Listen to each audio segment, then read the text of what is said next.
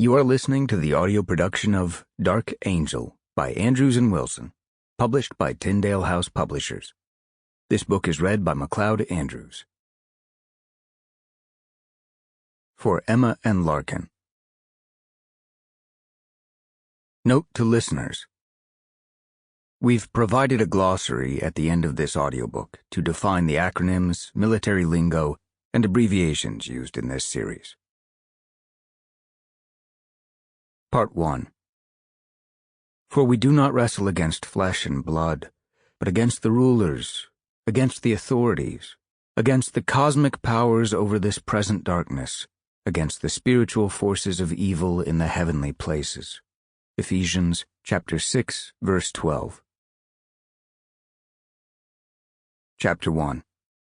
La Santé Prison, 42 Rue de la Santé, Montparnasse, 14th arrondissement, Paris, France. 11:58 hours local. Nicholas Wolland, known simply as L'Américain, to prisoners and guards alike, sat on the edge of his hard, narrow cot, hands resting idly on his knees. With eyes closed, he began four-count tactical breathing to ready himself, a practice he'd acquired in the Army during his 10 years of service as a Green Beret. Most of the things he'd learned in his former life he'd jettisoned, the way a space capsule rids itself of a booster rocket once attaining orbit. But some things he'd kept, the tactically useful bits. After 2 rounds, his pulse slowed and the knots of tension he stored in his neck and heavily muscled shoulders began to relax. Today was the day, and he needed to be both physiologically and mentally prepared to do his part for the plan to succeed.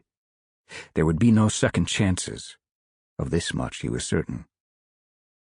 His cell, located on the 3rd floor of D Block, was spacious compared to most, a luxury he'd earned after his 3rd cellmate had been found dead on the floor at Reveille. Directeur de prison, Auguste Chauvin, had ordered Wolland placed in solitary confinement as punishment. But after 45 days he'd been relocated to D Block while retaining his sans roommate status.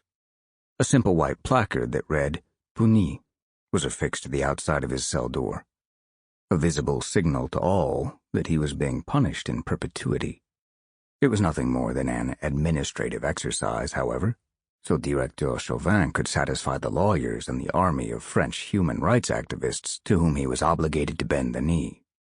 Chauvin was a politician, not a true prison warden, and aptly named, his head as bald as an egg. That his infamous American charge had killed 3 inmates. Sample complete. Ready to continue?